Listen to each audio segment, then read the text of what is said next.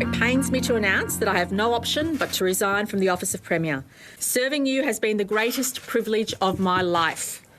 Please know that every day I gave it my all and worked as hard as I could to create a better future for our state and its people.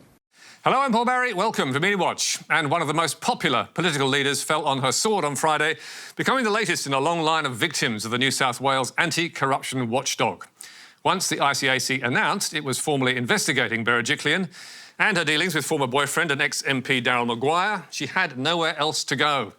And with that, 7 and 9 went to rolling coverage, tracking the Premier's every move from the air. We are seeing a live shot now on your screens. This is the Premier's car actually leaving her home. We don't believe she got out of the car. This is the Premier's vehicle which left her offices in Phillip Street in the city, went to her home in Willoughby, Sydney's North Shore, is now returning what appears to me, I know the area, it's looked like they're going back to the city. So, was the resignation a surprise? Not if you've been paying attention.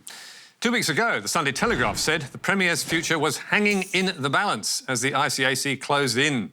And days before that, the SMH warned that concerned ministers were convinced Berejiklian's demise could be just weeks away.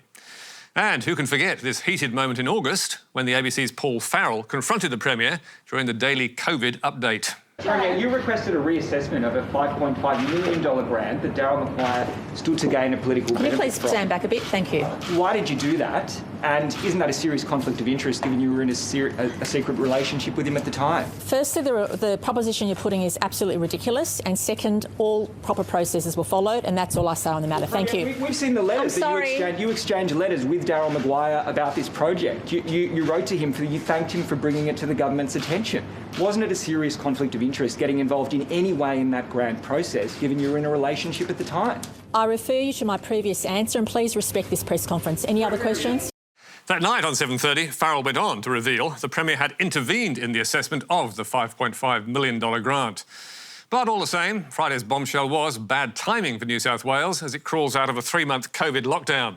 And it was the last thing the Australian Financial Review needed on the day its monthly magazine hit the front lawn. Gladys Berejiklian. Power. 2021. Yes, Gladys was one of 4 all-powerful state premiers who toppled the Prime Minister in the AFR's annual power ranking, with Berejiklian inconveniently gracing the cover of the New South Wales edition. Hours later, she was out of the job and out of politics, seemingly for good. But it's not the first time the AFR has displayed unfortunate timing. Remember this cover in May, shortly before Sydney's Delta outbreak began. The woman who saved Australia. In the end, she may have saved New South Wales, although some would disagree, but she could not save herself, leaving this voter in tears. Makes me want to cry. She's led us through a really difficult time. We're in a global pandemic and she's led us with strength and integrity, and I'm devastated that she's gone. That popular support was reflected in multiple online petitions, urging that Berejiklian be reinstated as Premier. As to criticism of ICAC, in a tweet, the Daily Telegraph's federal political editor James Morrow called it a weird, unelected star chamber. The Australian's former legal affairs editor, Chris Merritt, said the rule of law had been undermined, with Berejiklian the victim of rough justice. And the Australian's Sharry Markson called ICAC an unwieldy and uncontrollable corruption body in an article headlined Lynch Mob. But the suggestion ICAC was to blame for removing the Premier was dismissed by Sky's political editor Andrew Clennell.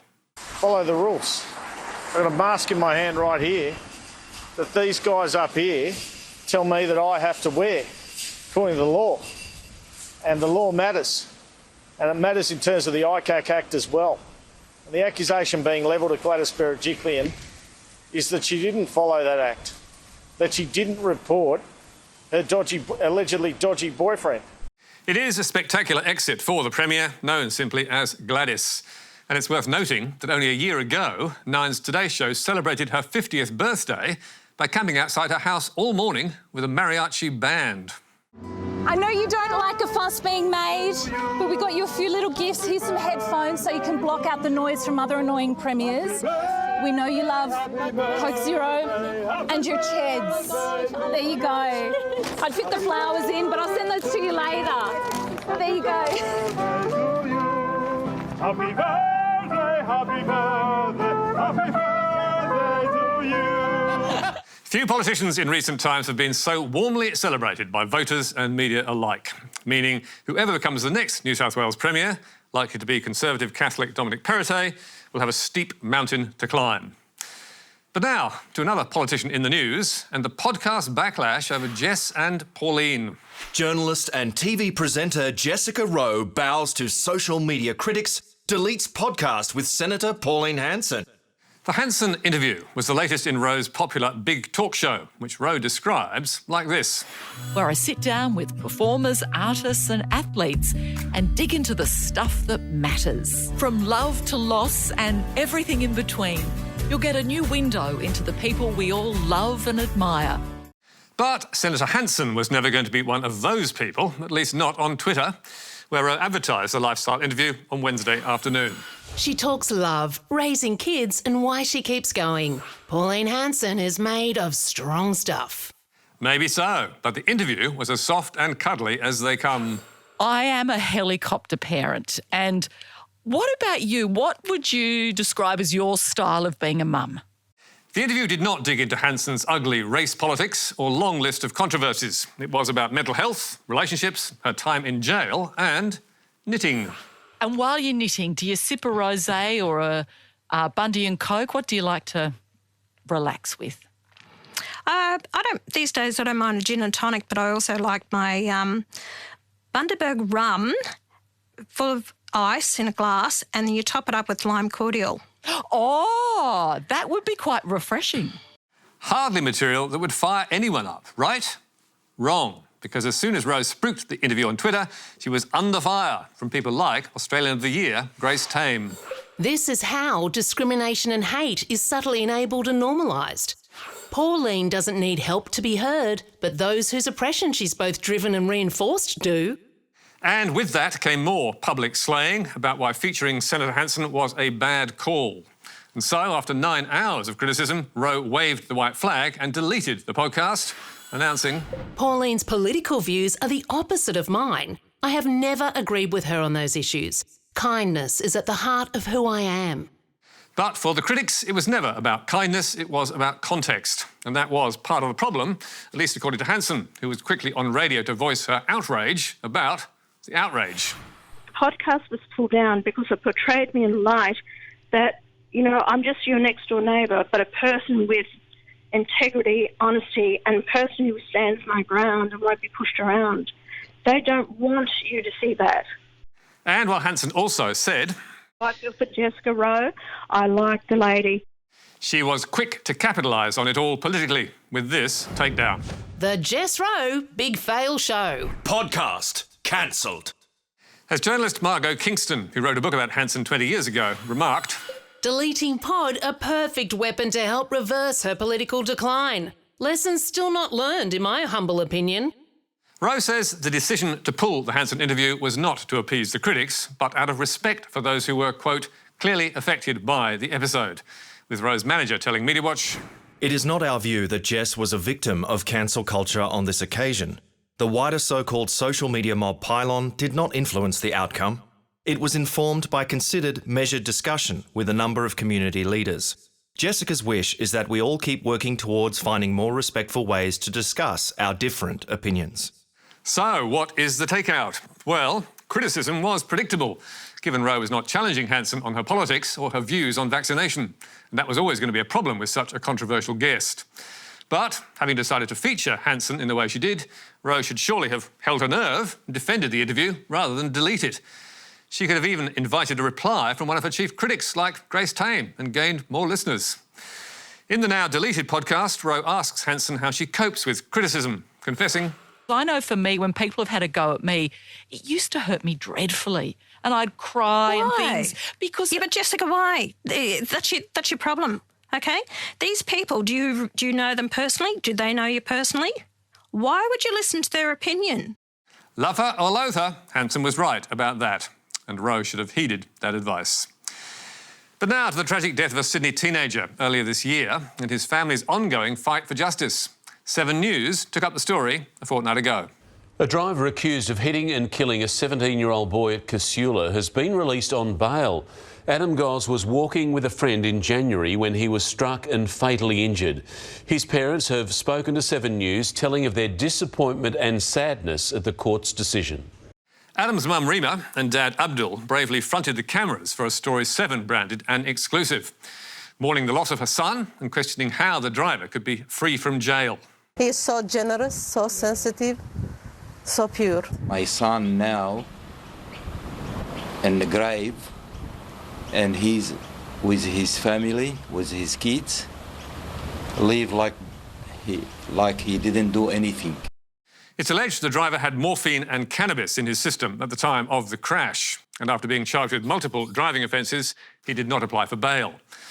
But earlier this month he was released into house arrest because lockdown has created a backlog of jury trials, angering the victim's family. She can now only reminisce of him making her breakfast on her birthday, while his alleged killer is out on bail. The man's name is Cameron Forsyth, with reporter Leonie Ryan showing him multiple times in her report. In fact, he was up on screen for 17 seconds, which is an eternity in TV news, especially since the man Seven showed is in fact not Cameron Forsyth. About 40 minutes after the story aired, at the end of the bulletin, Mark Ferguson was back with a crucial update. And a driver accused of hitting and killing a 17-year-old boy at Casula in January has been released on bail. Adam Goss was walking with a friend when he was struck and fatally injured. In the story we aired earlier, we accidentally showed the wrong person when referring to the suspect. This is the man who's been released on bail, and we deeply apologise for the mistake. No doubt that apology was deep, given the damage caused by accusing the wrong man of being a reckless killer. So who did Seven wrongly accuse? Despite our best efforts, we don't yet know. Neither Forsyth's lawyer nor the New South Wales Police was able to identify him. We understand the reporter was working remotely and didn't see the package before it aired, and Seven ignored our repeated requests for comment. But we can guess the mystery man is miffed, to say the least, and may well be exploring his legal options. And finally, let's go to Boris Johnson's Britain, which is gripped by multiple crises as cold weather draws near. Brexit Britain, running on empty. A winter of discontent with a frozen government. Plenty is going wrong. Gas and electricity prices are through the roof, energy companies are going bust, supermarket shelves are empty, and there are fistfights at service stations as motorists queue for hours to fill up their petrol tanks. So, what has gone wrong? Waking up in Australia last week, Nationals Senator Matt Canavan was convinced he knew the answer, blaming those empty shelves on Britain's move to renewable energy. Net zero emissions. In fact, almost everyone agrees the food and fuel crisis is caused by a lack of truck drivers, thanks to COVID and to Brexit, which has seen thousands of Polish drivers who used to work in Britain go back home and refuse Boris Johnson's offer of 3-month visas expiring at Christmas. Now I only drive in Poland. I do not want to work abroad. I do not think anyone would want to relocate for 3 months just to help the British sort out their Christmas. But that is not the only thing going wrong for Brexit Britain, as you can see from these before and after headlines in the Daily Express. Like this one from 2017, ridiculing the danger to farmers of leaving the EU. Idea that farming will collapse after Brexit is absurd. And this one from 2021, recognising the stark reality. Farming disaster. Brexiteer admits many farmers will go out of business due to EU exit. And on a roll, Twitter user The Atomic Cat reeled out many more examples from Little Britain's right-wing tabloid. On fishing, before the break. Brexit Britain to take back control of its fishing waters. And after it happened. We didn't vote for this. Fishing collapse as UK firms go bust and exporters flee to EU. And on food prices, before. Why food bills in Brexit Britain will only get cheaper. And after. Food shop alert as your supermarket bill set to soar due to EU red tape. And it was also making promises on mobile phones, telling readers in 2018 that it was a Brexit lie to say Brits would be hit with roaming charges in Europe. So you can imagine the alarm at this story in the Express just weeks ago. Vodafone brings back shock EU roaming charges, and the price won't please customers. No doubt Brexit campaigners are largely to blame for these false promises, but the Daily Express was a rabid supporter of getting Britain out of Europe and barracked tirelessly to make it happen. It's no surprise, perhaps, to discover a British tabloid can't be trusted, but it is sobering to see their errors back to haunt them so quickly and their clear lack of remorse for pushing propaganda to the public. And we wonder why people don't trust the media. That's all from us tonight. There's more on our website, including the full statement from Jessica Rose Management. And don't forget Media Bites every Thursday on your favourite social media platform. But for now, until next week, goodbye.